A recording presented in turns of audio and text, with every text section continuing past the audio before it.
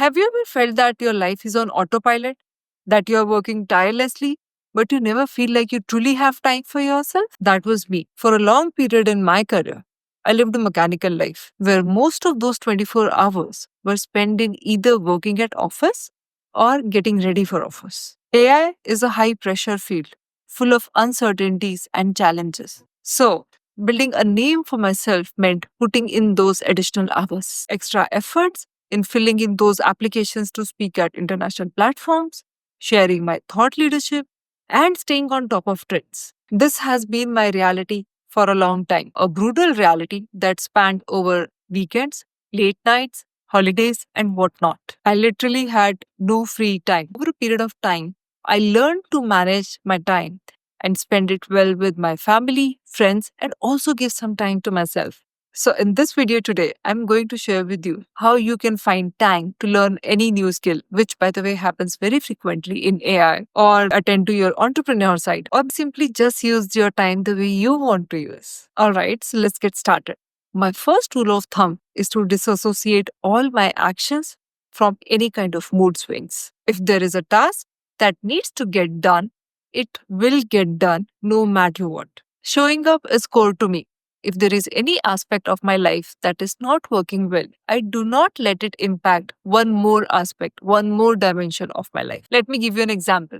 Earlier, when I was expecting response on any contract, but haven't heard from stakeholders in time, I used to feel like I'm not able to focus on anything else that demands attention. And I know it happens with all of us. Some prefer binge watching while others do social media scrolling, which, by the way, leaves them even more stressed for two reasons. First, that we all know these apps are meant to keep you hooked onto those platforms. And secondly, they show just one side of life, that is hunky dory. So, what you can do to break that cycle of behavior? Something which has become our second nature. So, let me tell you what has worked for me. Before you change yourself, change your environment that triggers that behavior. Imagine if your workplace is closer to the room with TV, then the urge to watch something on the TV becomes stronger. And this particular thing did not click me until I saw my kid looking for remote control one day because she wanted to watch TV. She looked for it for some time, could not find it. Then she came to me. And honestly, even I didn't know where it was because I don't watch TV a lot by myself. But then, because I was not able to help her, she eventually gave up after looking for that remote control for a few more minutes.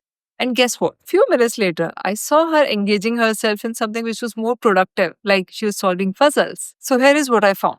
It is the convenience at which you choose those undesirable actions that are not going to yield you any benefit on the long term. But just that convenience drives you more towards them. Now, I'll give you one more example. Every time when I used to visit my gym just a minute late, so my gym instructor does not allow you to attend the class even if you are late by a minute. And considering the traffic in my city, even with the days that I'm well intended, some of the days I'm not able to make it on time. And when I don't get entry into the class, I used to feel well disappointed. So here is what I did later on. I designed a mini gym in my home, which is a very simple thing of having a treadmill, some weights, my yoga mat. So basically, I left no reason for me or no excuse for me to not work out. And this is what I call as path of least resistance. Make it easier for you to do the things that you want to do, the actions that you want to take. And at the same time, develop resistance for the things, for the habits, for the behaviors that you want to avoid. All right, so now that we have changed our environment, let's focus on ourselves. Sometimes we do it subconsciously, and that's the kind of change you want to bring in.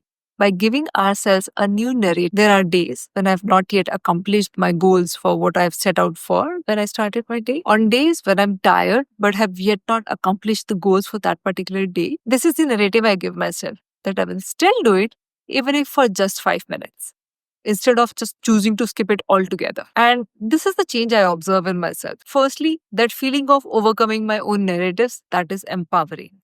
And the second one, which is more important, is that once I start doing that particular task, I think that now that I'm already at it, why do it just for 5 minutes? Let's complete it all together. Every time you show up, no matter what you're feeling in that particular moment, you set high standards for yourself. You train your mind to prioritize commitment over comfort. You prove to yourself that your actions are not dictated by fleeting emotions. So today, I'm not asking you to do anything big, just two things. Change your environment and tell yourself that I'll show up even if just for 5 minutes. And let those small actions turn into big wins. And if you found this video valuable, don't forget to like, subscribe, and share.